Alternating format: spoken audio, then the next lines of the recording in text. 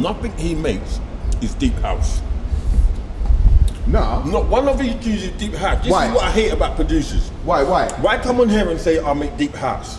Is that what you said? This is what every cunt who wants to be part of something does. Are you recording? So, where did the name Jackin come from? I know there's a Jackin ass from America, it's from Chicago, but basically, what was up and before Jackin? Up and hard, dark bass. Everyone started getting into the more houseier sound, so I just kind of looked for something that was more in line with what I do, but could relate to what's going on now. And I found this Jackin stuff.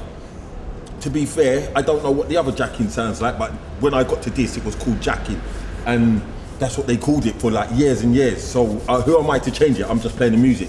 So it was just that simple. But now, we get a lot of people saying, "Oh, that's not what Jackin is like." You know, the hardcore house lot, but I don't give a fuck. Funky's got the most confusing title ever, because it's not what it is at all. I would call it Angry House. Yeah, it's like grimy. Angry House, yeah, Angry House, straight grimy house. He went to all the producers that used to make grime and so on, and all the and garage producers as well. So were you picking from the same pool when you found the Jackin House shit? Was it the guy? No, I heard it. I kept on hearing this sound. I'm not gonna lie. A lot of the DJs that I'd worked with from the bassline scene, actually mainly from the bassline scene, were playing this music, but they wouldn't tell me what it was, where I could get it from. They're on the spot when I talk to them. I say, okay, can I get some of this? Give me a number. Get swap emails, but then you wouldn't hear from them again. They're not replying to your calls because they don't want to share. I had to dig deep, and I wasn't getting them from up north, which is where I used to hear it. I went Birmingham and heard it, so I started fucking with them. And they loaded me up. Lorenzo was the first person who loaded me up with like him and a guy called Nene from Nottingham. Loaded me up with so many tunes. It was sick. But for about 2 years solid, Jackin kept me afloat. Jackin was killing it. But as I said about like this producer, we're not gonna put his name in it here. Like this producer, they chose to start calling their music another sound, a complete different sound that's not theirs, when they could have had their own thing that could have blossomed into something massive. And now they're just part of the rat race. And it's a shame, really. But anyway. Who were your DJs when you were growing up? Like, what got you into UK music? Were you listening to something else before that, like dancehall or something, and then you heard DJ something? Brocky, MC Depp, Shabba Skibber. Who was their DJ? What, Shabba and Skibber? SAS show. Who was it? I don't know. They had someone fabulous. Foreign music, you didn't hear underground foreign music. You heard pop foreign music, and I didn't give a shit about that. I didn't give a shit about hip hop. I didn't care about reggae. Like, I just knew this sound was what we was doing, and I liked it. It separated us from the adults. I can explain how grime came to fruit, but garage I can't, because I wasn't there when it started.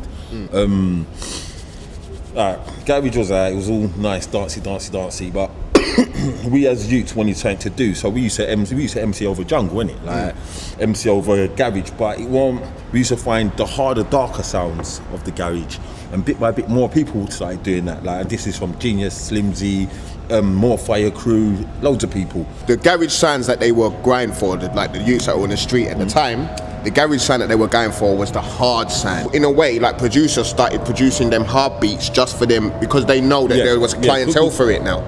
That kind of ended the garage scene. Didn't end it, but it put it on hold, because you go to a garage rave and you'll be dressed up nice to go to a garage dance and bubble in it. People used to wear shoes them times in rave, and dress up proper. And then you'll have a load of man coming and go boop boop and bare man on the stage, like, just it went from dancing to, I don't know, like, it wasn't the same. So the nice people, well, I shouldn't say the nice people, but a lot of people chose to stop going, because they weren't getting what they're told they're getting, what they're supposed to. Or it wasn't what they were used to. Yeah, it wasn't what it said on the tin. The beginning of Nasty Crew, and how were you involved? Heartless Crew showed that if you did everyone, because at one point everyone thought you had to sound the same. Heartless Crew kind of showed that you didn't. You have two different people and they can gel and make it work. Yeah. Now imagine having 5 people who can gel and make it work, all different, or 10. Now that's something, bro.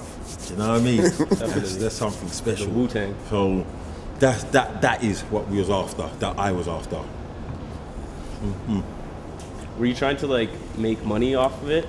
Was it Do you know something what? that you thought? Not at all. Because at that point, it wasn't like that. Everyone was just happy to go to raves. I remember getting to a rave, me, Sharky and Storm shaving £50. And I didn't give a shit, they didn't give a shit, we were just happy. If you're in that business, if you decide to take up music, then you want to go out and entertain people. That's the height of the game, innit?